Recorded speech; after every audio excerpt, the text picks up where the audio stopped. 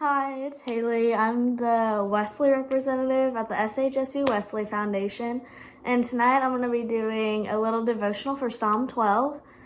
So I'm going to go ahead and read it for you and then get into it. So Psalm 12 says, "Help, Lord, for no one is faithful anymore. Those who are loyal have vanished from the human race. Everyone lies to their neighbor. They flatter their lips but harbor deception in their hearts.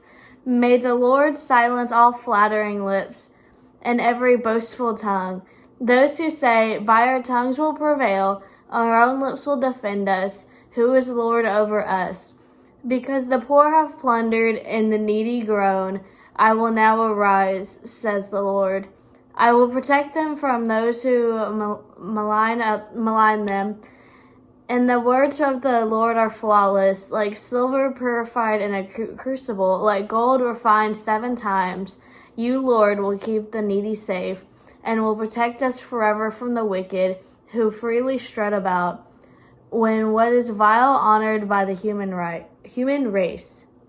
So Psalms 12, it's basically like a call to God, like God's people to turn from the flattering lips, the proud tongue, and the oppression of like the poor people around us.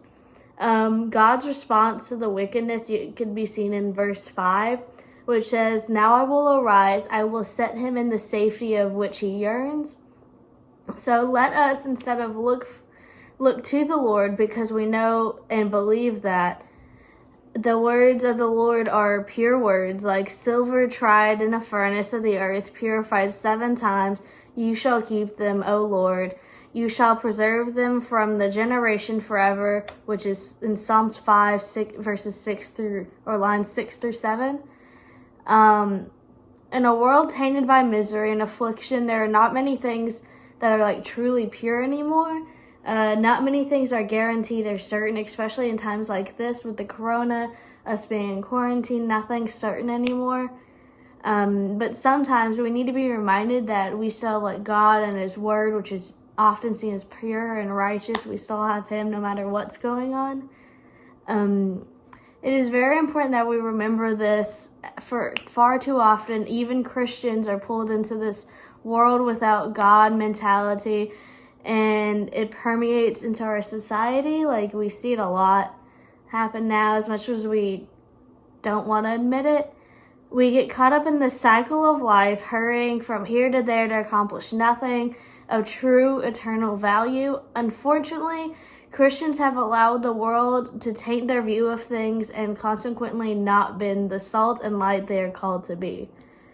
So I'm going to kind of leave you with a little bit of like to reflect on and like a couple of questions to kind of think about as well.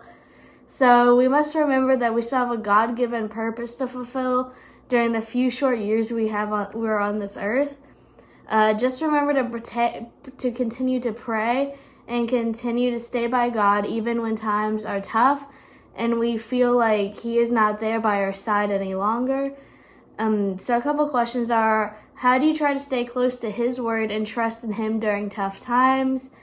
How have you found your God-given purpose? And if so, how do you try to fulfill your purpose?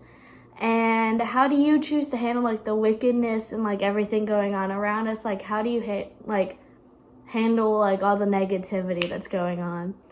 So that's all I have for you today. So yeah, thanks for joining me.